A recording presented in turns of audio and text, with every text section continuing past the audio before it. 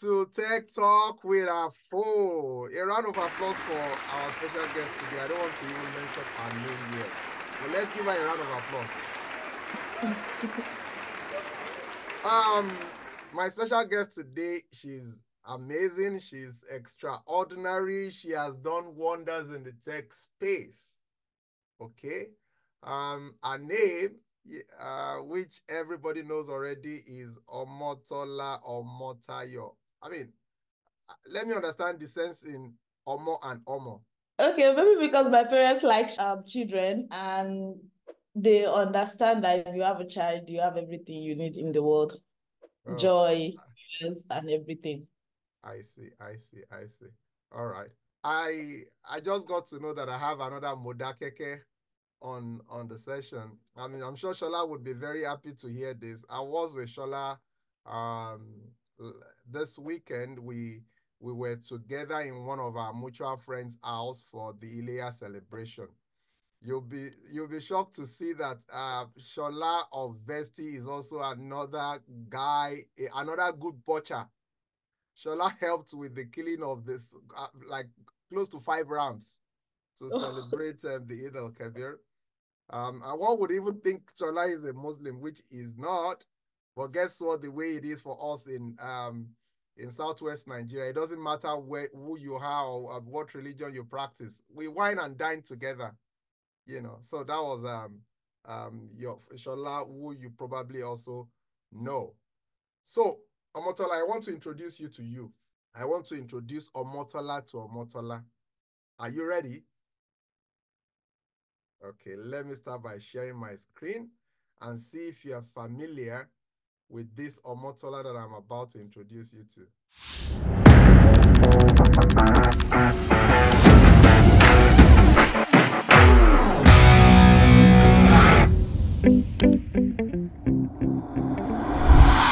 Welcome to another enlightening episode of Tech Talk with AFO. Today, I'm thrilled to celebrate an outstanding tech actor, Omotola Omotayo. Omotola's contributions to the tech community are nothing short of extraordinary, and it is an honor to have her with me today. Omotola is the visionary founder of Elegance Media, a platform dedicated to empowering businesses and individuals to harness the power of online spaces and communities. Her work has transformed countless organizations, helping them scale and thrive in the digital age. Outreach has a lot of open source community participating, right? So we only track number of persons that apply to the program, number of persons that get into each stage, and number of persons that we're able to take in as interns. And for interns, we are only able to take in interns that we have mentors who are going to, because it's a one-on-one mentorship program. So we are able to only take in interns based on the number of communities we have and the number of mentors that are available to mentor them. As the Chief Operating Officer at Right Tech Hub, Omotola's leadership shines through a strategic oversight of daily operations, our implementation of innovative strategies, and our commitment to optimizing results. Our ability to plan and execute impactful programs has set a new standard for operational excellence. Omotola's influence extends to the Software Freedom Conservancy, where she manages the renowned outreach program. Through her role, she champions diversity in open source contributions, developing initiatives that strengthen the organization's brand and amplifies its mission on a global scale. Her tenure as the community manager lead at She Code Africa is a testament to her dedication to gender diversity in tech. Omotola grew the community from 200 to over 60,000 women in tech across Africa. She spearheaded initiatives like laptop scholarships and the SCA open source program and organized one of the largest annual Women in Tech conference, She Code Africa Summit. Omotola's academic credentials are equally impressive. She holds a professional certification from Stanford University, where she has further refined her leadership acumen. Additionally, she is advancing her expertise in project management with a focus on sustainability at the University of London. Celebrating Omotola as a tech actor means recognizing our relentless pursuit of excellence, our strategic vision, our unwavering commitment to fostering inclusive and diverse tech communities. She's a beacon of inspiration, a mentor, and a global speaker whose impact resonates far and wide. Join me as I delve into Omotola's remarkable journey, our insights on community building, our vision for a tech world that celebrates diversity and inclusion. This is an interesting conversation you don't want to miss.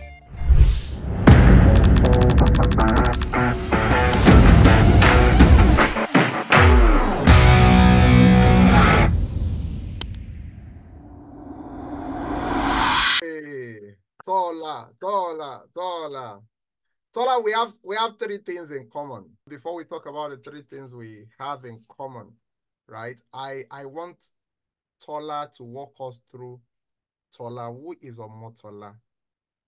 The journey, where did it start? Was it from Modakeke? I want us to walk us through your journey to tech, to elegance media. We really want to meet Tola. You have the floor.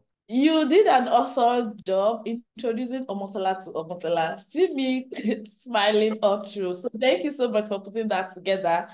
It's really feels good to watch myself, right?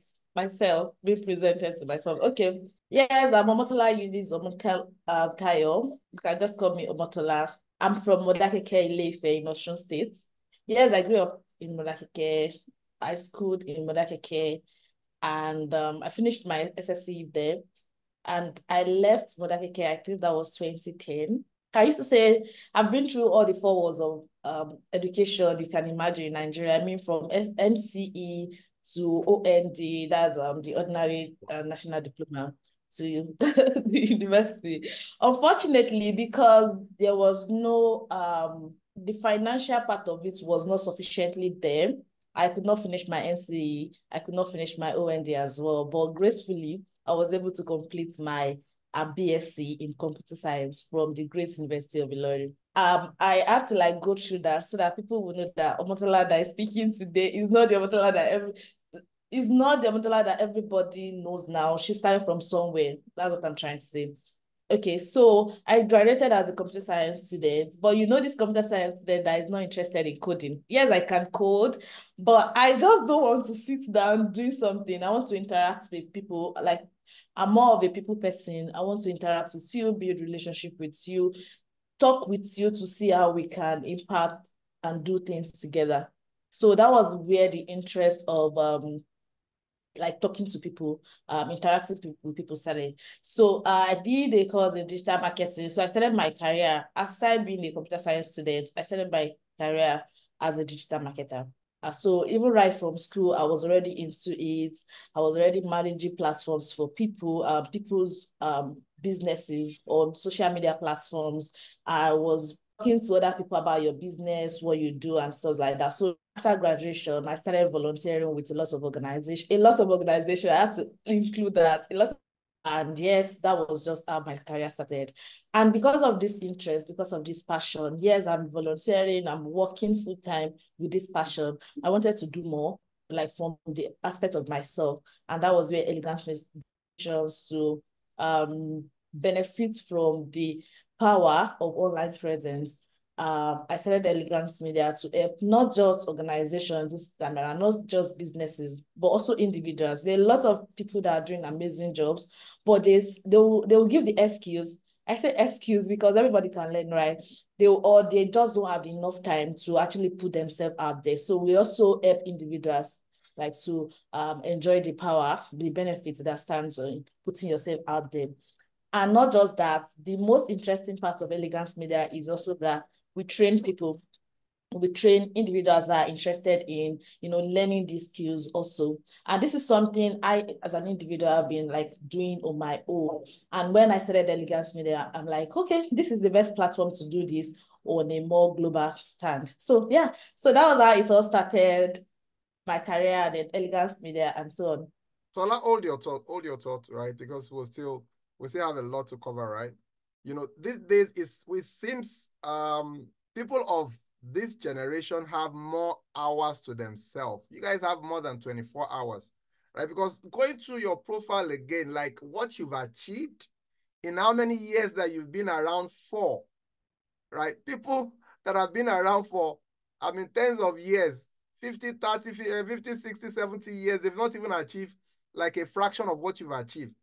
This is Omotola that has been part of training over 60,000 women how to code. The same Omotola that is managing digital space for several organizations. The same Omotola that is involved with Right Tech Hub as Chief Operating Officer. Let's talk about the Right Tech Hub responsibility, right?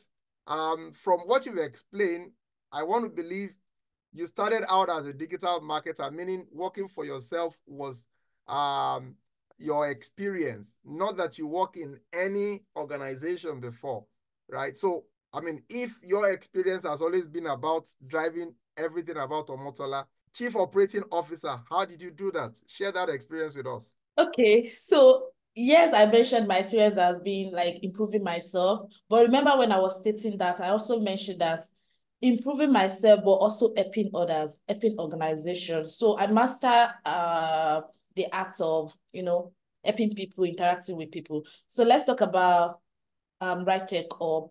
I think the main thing that stands for Right Tech Hub on my own end is number one. I'm going to explain it from two aspects. The first thing will be the stakeholders that we have on the team, ensuring that the space, it's inclusive enough, it's safe enough for people to engage with each other, to know that their thoughts count, to know that they are bringing enough impact to the team, right? In terms of the team is actually transparent in what we are doing, and we ensure that this employee can interact, can engage with each other because they know they bring a lot of value. They know their worth. They know what they're bringing to the team. And also, we are customer focused because Writer-Corp provides a lot of services, technical documentation, write-up, and so on for clients. We focus on what the clients want to achieve. So we don't say, oh, we have experience doing this part. Then the client comes and say, oh, I want it in this way. So we sit down with them. We try to understand. So we are focused on them. So it's more of the customer, the clients rather. So we sit down with them, try to understand them, and from the operation part of things, we leave no stone unturned, both from the clients, from people working with us. We try to understand. I'm very big on people. Remember, I mentioned that we try to understand what each person on the team, what motivates them to work, right? So that they will be able to deliver what the clients want. So we are trying to, from the operation part of things, we try to match both the employee that we have and the clients we are working on in order for us at the end of the day to be able to achieve what we are set to achieve. And another thing I ensure to do at Writer-Corp is flexibility. Everybody on the team works remotely. The work is flexible. And because we try to understand what their motivation is, it just brings out the best in them. And that's just the secret. People don't want to give, don't want to join your team and say, oh, I can give value, and the work is not maybe conducive enough for them. There is no work-life balance, let me put it like that, or it's not flexible. But because of the experience I've gathered over the years, I'm able to mitigate any risk that might come up from the internal stakeholder and those external stakeholders that we work in. So it's a win-win for both our clients and the organization. Okay, so Omotola, there's something I still try to make meaning out of, and I'm sure now that I have Tola here with me, she will tell me how that magic happened, right? Okay. 200 to 60,000. You know what 60,000 is? Yes. How did you do it? How did you guys get there? Tell me about it. She called Africa. It wasn't a day work, and that is a result of hard work, showing up all the time, and giving what we actually want, being focused on our goal. When She Code Africa started, when the founder started it, let me put it that way, it was just to tell stories of women in tech that are doing amazing things, so as to encourage other women who are looking at, oh, can I actually come to this ecosystem, right? Is there a space for me? And as it begins to grow, we started with like a program just to introduce people to like tech. And after the program, we felt we should bring these people together so that we can monitor their growth, so that we can share more resources and even opportunities with them. This word that we add, that people don't just want to learn. People want to be, people want to see opportunities. Okay, I've learned this thing. Where can I impute this thing? So over the years, what we did was we tailored, so those people joining our community, we tailored the reason why they want to join our community, their why, to what we are giving them. Okay. Benefiting from the community. Who are the people that we have in our community? Yes, the community is focused on women, but what are the levels of women that we have in our communities? Are there people are there people who are just starting out their career? Are they to put in what they've learned, so different sets of people within the community? So our programs are now targeted towards each and every one of these. You see one of our scholarship as well. These are for people who are just starting out, who probably do not have resources to actually maybe code. I've seen a case of a lady who is actually learning how to code and writing it on paper, like notebook. So this person's career will skyrocket, like if the person is able to like get the right resource to use, I mean, a good laptop, right? So we partner with organizations to be able to like provide that. And for people that want, oh, I want a mentor, someone that will hold my hand while I'm doing this, we come up with programs like the mentoring program, and we have the cloud school program as well for people who wants to learn cloud engineering. So we tailor, what I'm trying to say is we tailor these programs to the needs of these community members. And not just that, we put ourselves out there. Like we tell our stories, the impact we are making out there.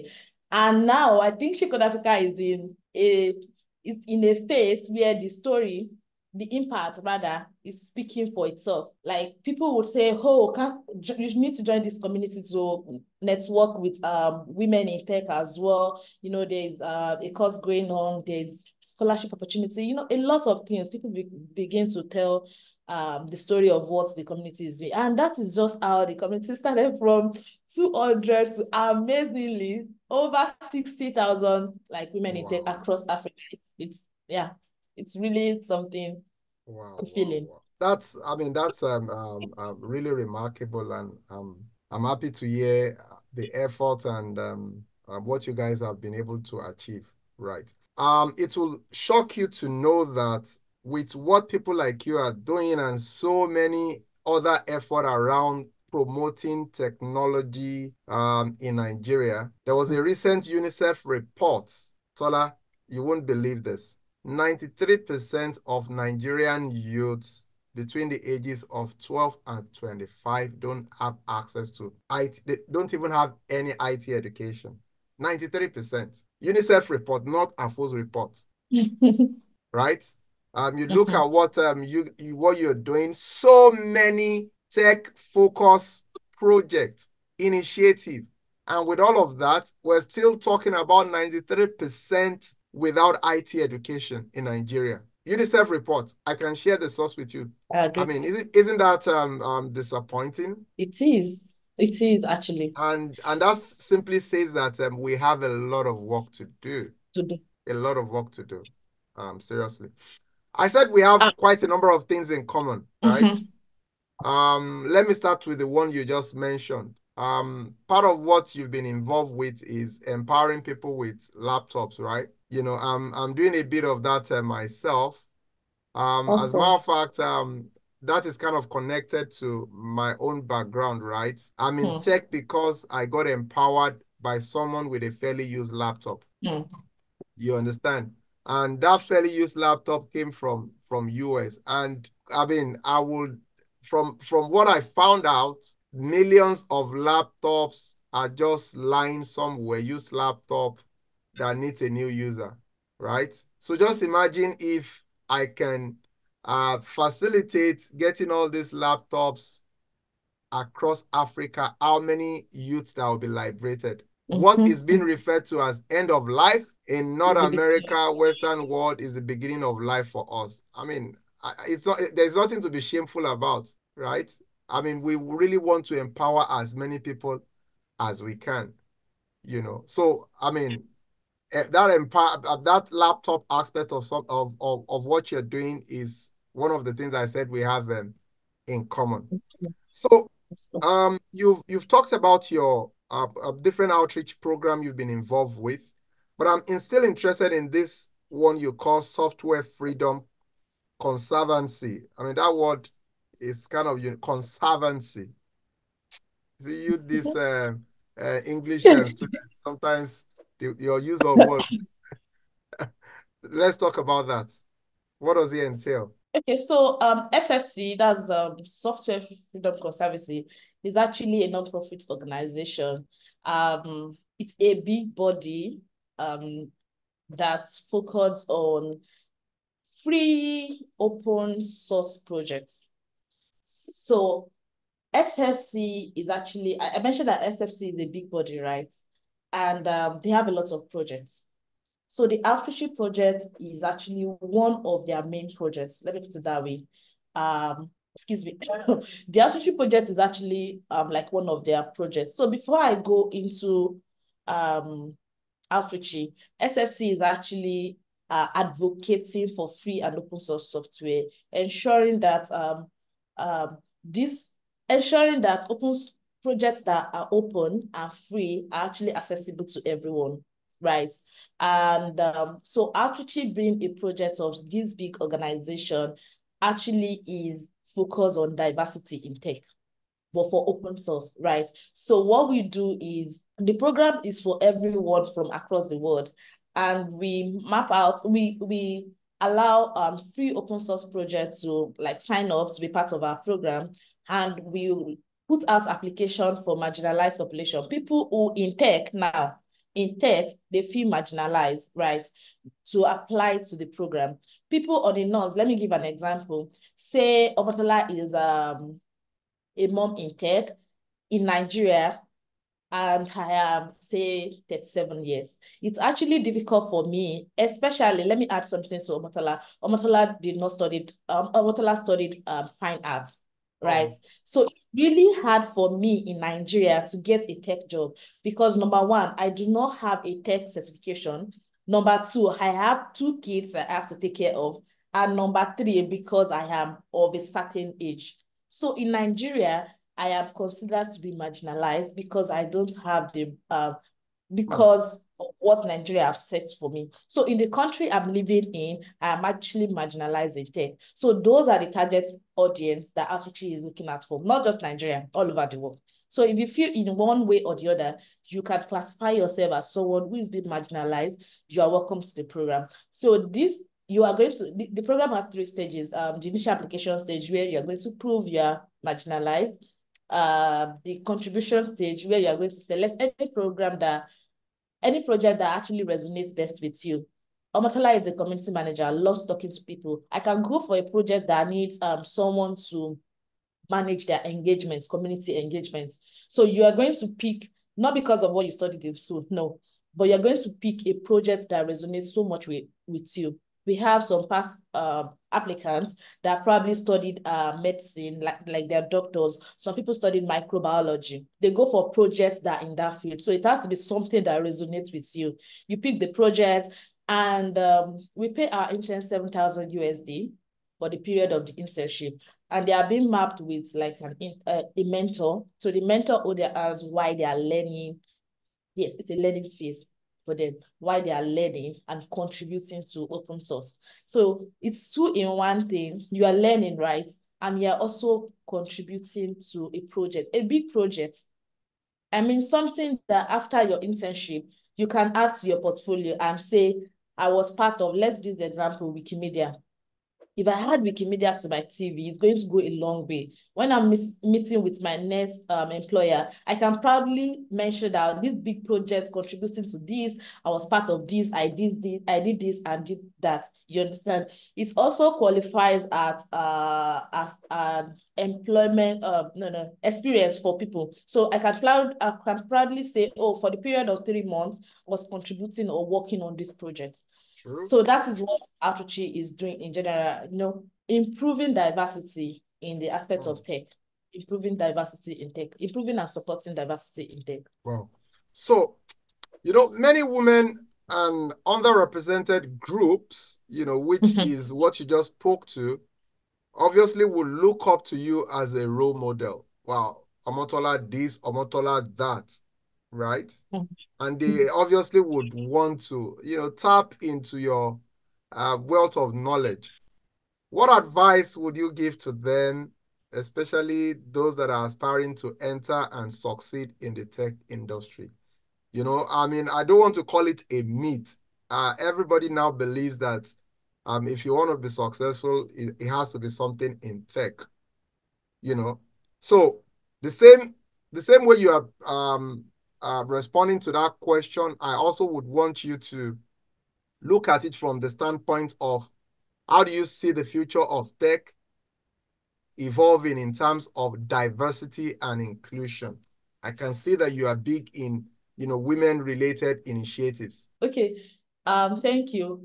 The first thing I'm going to tell anybody aspiring to own and be successful in tech, the first thing I'm going to say, and this is something that has worked very well for me, is be yourself. You don't need to change and be someone else because you want to have a career in tech. What do I mean? Omotola loves talking to people because it has to be, tech is not that easy. Let me put it that way. It's easy. It's awesome. But I mean, your passion will help you a long way when you feel like, oh, I can't do this thing anymore. So don't be someone else. Don't go into data science because, oh, my friend is now learning to be a data scientist. Go for what you have passion for. And also, there is a place for you in tech. Don't believe whatever, yes, it's not easy to get a job. Don't do this, I can't do this. No, don't believe that. Focus, it starts from your mind. Focus on the fact that there is this, if this person can do it, I can as well do it. So map out the people that you can look up to. They don't have to, mentors. They don't have to be someone who is sitting with you to train you, right? But people that are doing well in the ecosystem, that you can tell yourself on days that are not easy, that if, let's say, Omotola can do it, I can as well do it. And there's a space for you in tech. Join communities that are going to help you. Join communities that are going to help you to bring out that thing that you want to do, that space. I mean, I just mentioned a lot of programs that communities like She-Could-Africa is doing, communities like Outreach is doing. So join those programs and be so intentional. You have to be intentional about it. And moving forward, where I see the second question, I'm trying to get it. Where I see the future of tech and especially looking at it from diversity standpoints. I would say so far the effort has been awesome and we can see the impact out there.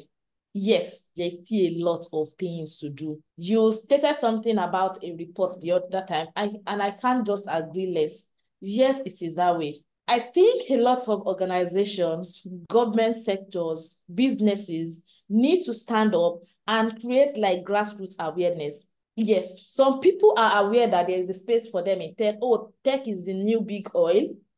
We can go into this field. But people just know this. They don't know, okay, so what are the steps I can take? They just know that, oh, I heard this person is in tech and the person is collecting big money. They don't know, like, what are they, like, they don't have a map. So creating a detailed awareness or not just, oh, there's a space for you in tech, but bringing initiatives like what She-Could-Africa is doing to the grassroots to meet these people where they are, because not everybody actually have access to internet. Oh, I want to join this remote this thing, I want to do this, but taking it to them actually will go a long way. And these organizations like NGOs like She-Could-Africa cannot do it alone. NGOs like Outreach cannot do it alone. They need collaborations of people in power. I mean, organizations, government sectors, because they bring a lot of power, right? combining with all these organizations, these NGOs, these different initiatives. I don't just want to say She Could Africa or it's just Outreach or it's just Elegance Media. There are a lot of initiatives out there. Even AFO mentioned that he's trying to like give people laptop. That's a very good initiative. So collaboration with this kind of initiative and taking it to the grassroots and creating like awareness in that aspect will help people to come more in the space into the space. We bring like more inclusion. And also, very importantly, these organizations needs to be, I used to use the phrase, don't be a sayer, you need to be a doer. So don't just say, oh, my organization is supporting diversity in tech. Yeah. How many women do you have on your team? How many persons with disability do you have on your team? How many people who are just starting out do you have on your team? When you put out that job role, you said 3 to 5 years of experience. What about people who are just starting out? We are not saying you should put them on the, let's say, senior level. You can as well start from internship. Let them come from a 3-month internship. Let them test them, give them an opportunity. Some people just want to be given an opportunity. I mentioned that I started my career through She Could Africa, aside the fact that I started my career as a social media community manager through She Could Africa, aside the fact that I used to be a digital marketer.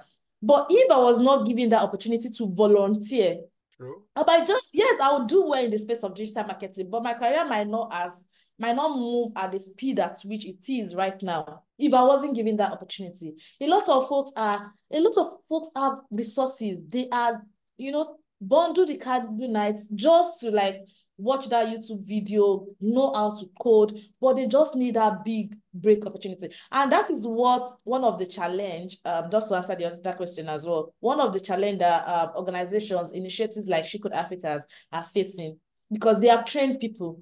Now, these people are there looking for opportunity to actually put what they have learned into work. So this partnership, I believe, is going to like skyrocket diversity in tech, intentional inclusion. Don't just say, oh, we are supporting diversity. Don't wait for International Women's Day before you say, okay, we are supporting diversity in tech. Bring people, give people opportunities to actually join. Check your team. There should be like a random review of your team. You're a bundle of experience. You're a bundle of knowledge. Thank you. I've actually been itemizing different ideas from this conversation we've had that I also personally intend to implement. And that again speaks to what I try to advocate. I started a conversation around me economy. Whatever you have is a reflection of you and how deliberate and how intentional you are. The opportunities are just there, waiting for you to tap into it. A lot of programs out there that can be life-changing for you. Just be deliberate about it and go for it. Look at what Tola has done for herself in terms of leveraging on different opportunities. Tola did not wait for somebody to give her an offer like, okay, Tola, this is a job for you. You were going for it, right? And all these opportunities were just, look at your education. Let's even talk about your education, right? I'm seeing Tola in London. I'm seeing Tola in US, all combined. Another thing I said we have in common, right? I saw on your CV Stanford lead, right? How did you get on that program? You said, how did I get on the program? Yes, Stanford lead. That's another thing we have in common. Oh, nice. Are you part of the program as well? Well, I'm on the Catalyst group some years ago. And I wasn't just on the Catalyst, so it was when it started, right? I think my cohort was the 3rd cohort when it started. It didn't stop at that, right? I also negotiated, because mine was actually a scholarship, right? It was fully paid for. And I was on that program with, 4 of my management team back then. Yeah, on full scholarship. I don't know how much it's going for now, but I think then it was it's actually a lot of money. It's actually a lot of money. $18,000 then, but I got it for free for me and oh my 4 God. of my managers. Yeah. Lucky you. And I didn't even stop at that. I even negotiated another, what's it called, scholarship for African entrepreneurs. Like I said, okay, so I'm the head of the, because I was the president of EDC then, EDC Alumni Association, the small business group of Pan-Atlantic University. So I said I need that scholarship, and they I mean, at least I got like 12 people to also benefit from it as well. That's So tell me, awesome. how did you get about how did you get on the program? So I think for me, it was not, I think, mine wasn't a scholarship actually. But this intentional spirit of wanting more, wanting to learn Yeah. more, wanting to get better at what I do. I needed a professional experience to be able to learn different skills in terms of making decision, in terms of communicating so much with power and impact, Yeah. being able to lead my team effectively, being able to make informed decision, reviewing data, interpreting organizations or businesses' financial model, and being able to use that to make good decision for the organization, which is going to improve the organization. I wanted to be able to like do all these things. And the best program for me to achieve all these things was Stanford. So I went through the program, I reviewed like the criteria, applied, told them about what I've done in the past, what I envision to do. And yes, I got in. The program is still ongoing. I'm actually Oh, it's going to still graduate. ongoing. Oh, Yes, okay. I'm So actually going to graduate next year. this is my own alumni card. Oh, this is nice. Yeah, so This is nice. it gives me access to a lot of benefits when I'm in California, right? This is You know, nice. as an alumni. Yes, Best this is of so nice. luck. I mean, it's very interesting program. You know, you learn quite a lot of case studies, a lot of Yes. uh it's going for a year, right? Still going on Yes. for a year. All right. All the best on that. I just wanted to also pick that part of you, right? You don't stop at what you have. Uh, you know, Mm-hmm. knowledge is power, and you try to seek for it anywhere you can find it, you know. Mm-hmm. So bringing that up is also for, I mean, our audience, particularly the youth, to understand that the only person that is standing in the way of you and your success is you. You. Is you. The opportunity is there. When former President Buhari said Nigerian youth are lazy, to be honest with you, is actually referring to a bunch of people that are truly lazy. Because so many Nigerian youth are doing very well because they are not. Do you understand? The opportunity is out there. I don't want you to focus on the noise of the market. Dollar Yeah. is it, dollar is that. Tola did not do that. Tola from Modakeke, NCE. Another thing we have in common, the only part that was missing in my own education journey is NCE. I did the OND, I did HND, Wow. postgraduate. I went to Cameroon for advanced diploma in telecommunication before applying for my MSc in telecommunication, because I just That's, needed to get more. yes. So Yes. not Yes. focusing on the noise of the market is very important for any youth to be successful. That's what Omotola have. I mean, Shola, your Modakeke colleague or Modakeke countryman, has a similar story. Like, Mm-hmm.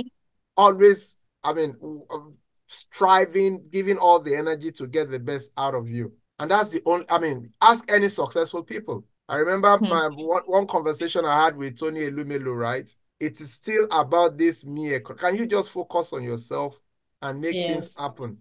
There's a lot of opportunities. You have people coming for those opportunities when Nigerians don't even see it.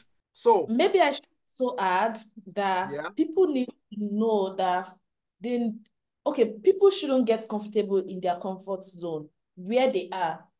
You shouldn't define yourself. This is something right from when I was in Madakeke, I think I was able to do. Don't use your surroundings like this is where you are and use it to judge what you can be. Dream high, yes, take that risk, because sometimes it's going to be risk. You don't know what the end goal is. You just take that step. But when I mentioned something earlier that everything starts from your head. If you can think of it, you can achieve it. Tola, we are in the age of AI. In fact, AGI, some school of thought already believes that we are already in the AGI era, right? AI, AGI, what does the future look like and how will that change the tech landscape? Already it has changed it, right? But Yeah. what's your own perspective on AI and its effect generally on what we do? I'll say the future is actually bright with AI.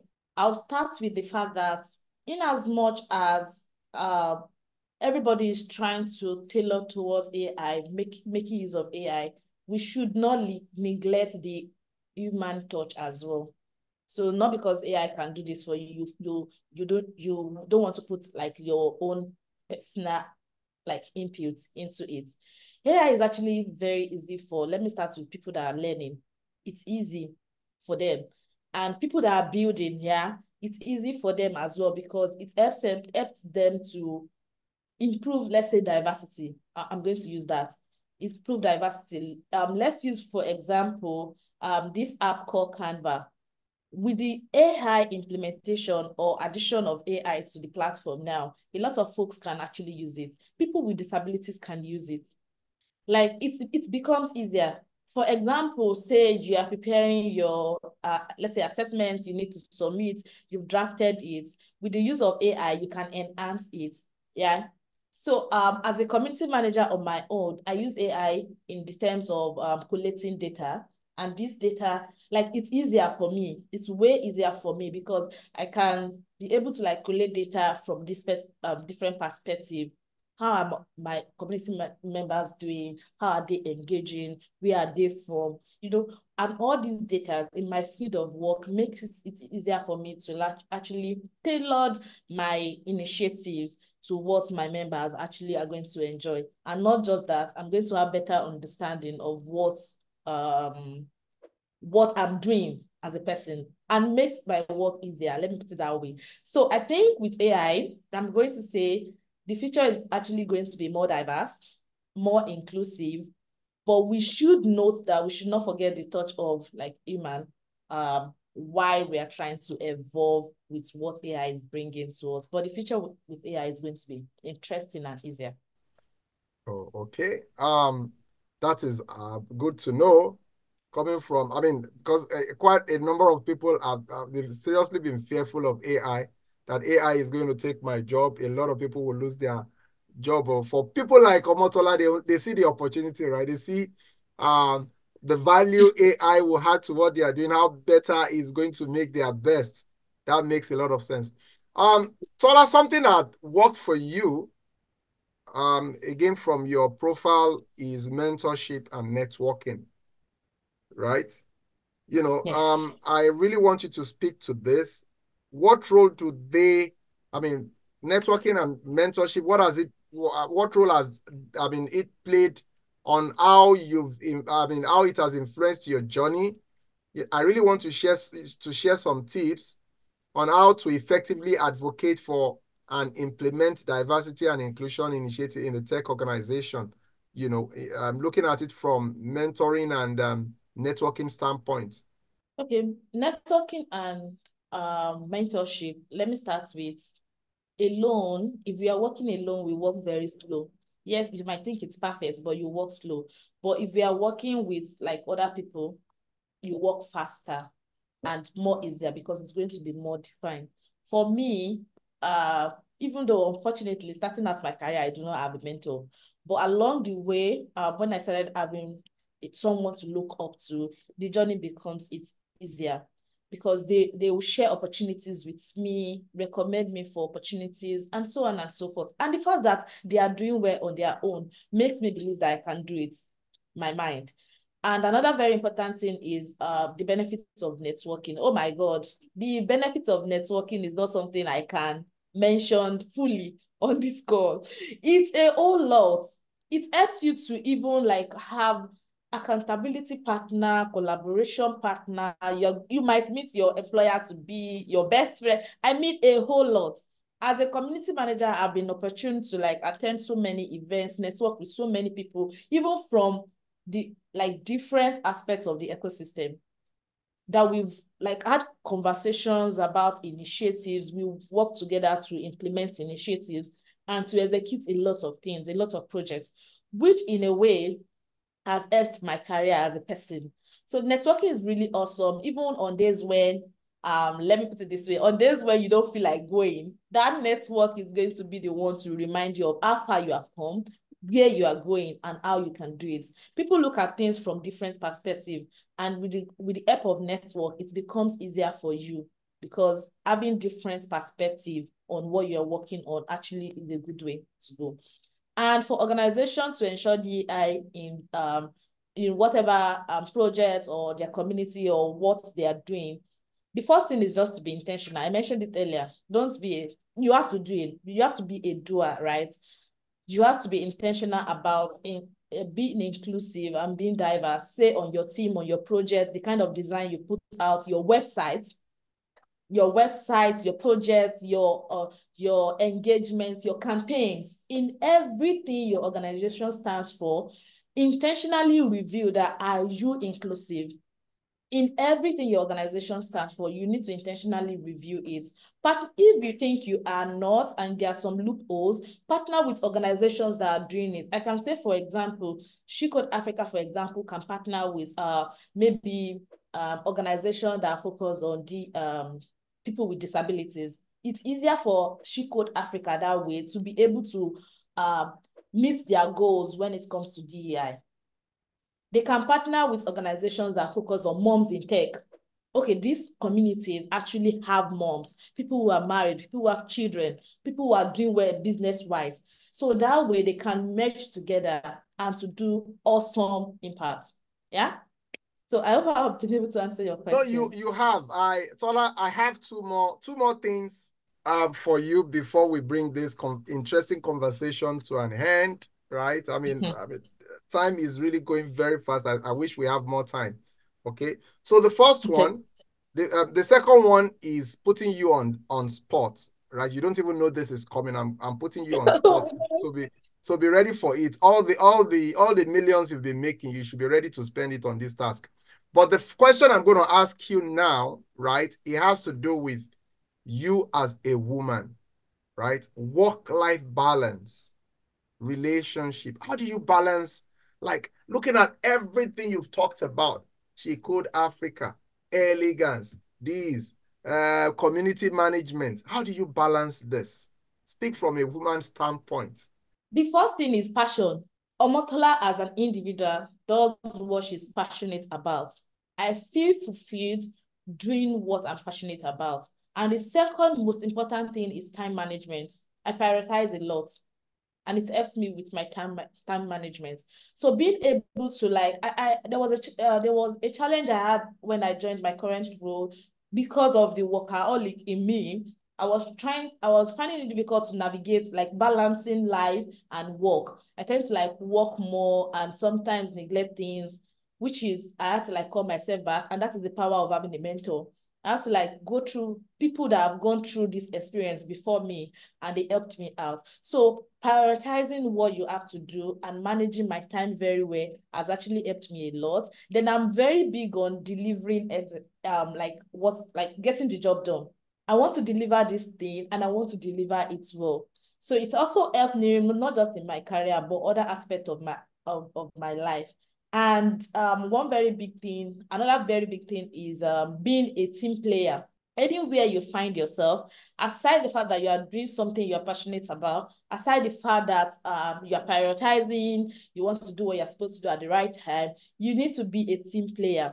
Remember, I used one phrase the other time that when you go alone, you walk slow, but when you go like in groups, you walk faster and easier. Yeah. So you're not going to feel the heaviness of what you are carrying on your shoulder, because you're not doing it alone. You are doing it with a team of experts, a team of people who are intentional about helping each other. When this person is falling, the other person is helping the person. So when people see your product or your work or your output out there, it will be like, oh, look at the amazing things she has done. But behind that person is a group of team that are so intentional about it.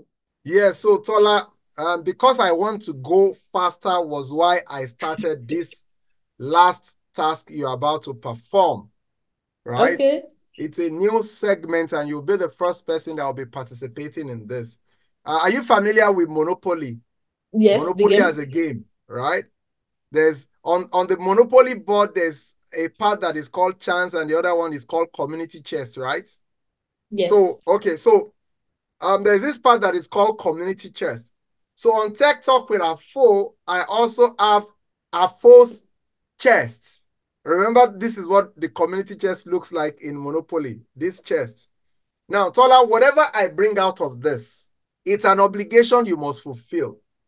If you have Yeah. to break the bank, you break the bank. Just pray that whatever comes out of it is something you can afford. Pray. Pray very quickly now that whatever comes Okay. out of this chest, you can afford it. Pray. You've prayed, right? Mm-hmm. Okay. So, Tola, this is your task and responsibility because I also want to go. I want to go far. That's why I'm working. I'm not working alone. So, Tola, the task is that you will visit a school. You'll visit a school, right? And I'm going to connect you with a school you want to visit in Lagos, right? You are volunteering at that school to share your journey, how Tola started, right? In that school, you would also identify three girls, three girls in that school that you will mentor. I mean, there's going to be a tech quest. You will engage them. Three girls that you will mentor. You work with them, right, for the next 3 years. We're looking at girls in junior secondary school for the next 3 years until they move on their career. And we hope that with that effort of yours, you're also making another difference in your little way. Um, I have long list of things in the quest, but for some reason, that's the one you chose. I was hoping that you're going to pick the one that would require buying 50 computer laptops for 50 kids. But luckily, the one you have is to visit uh, a school. So, Tola, we have to talk about that. We would go with you to that school. You would make your presentation, talk about your journey, and you would select the three girls you'll be working with. Are you I have ready? a question. You have a I have a question. question, or maybe multiple. You mentioned that you're going to choose the school, and it has to be in Lagos. I'm not based in Lagos. Oh, okay, sorry. I thought you were based in So Lagos. if it's No, I thought something, you were. I thought you were based. I thought you were based in Lagos. no, Where I'm are you not. based? Apologies for that. Where are you Abuja. based? Abuja. Okay, so you have to choose a school in Abuja, right? When you choose a school in Abuja, you also will tell us when you are visiting this school, right? When you go to the school, you are meeting with the proprietress or proprietor or the principal, right? And you are having a session with kids.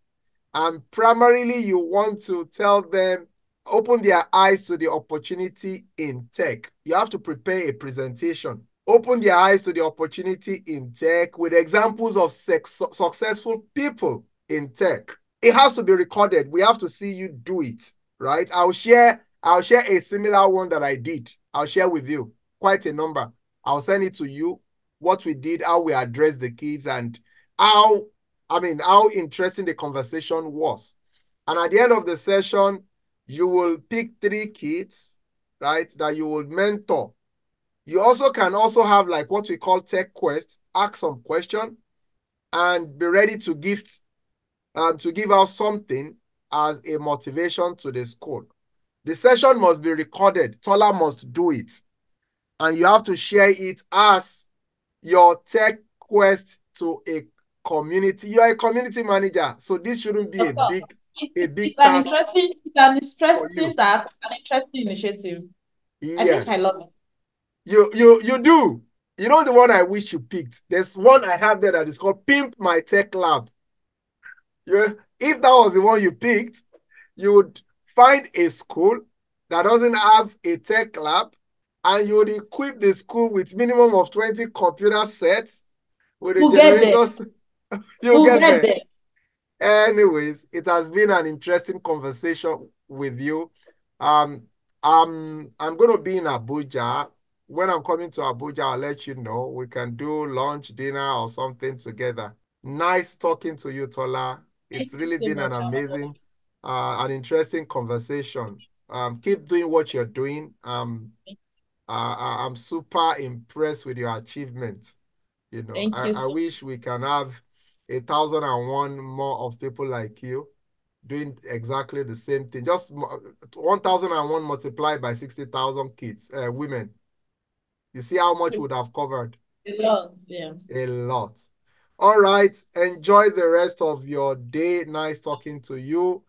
Tech Talk with AFO. Thank you so much, AFO.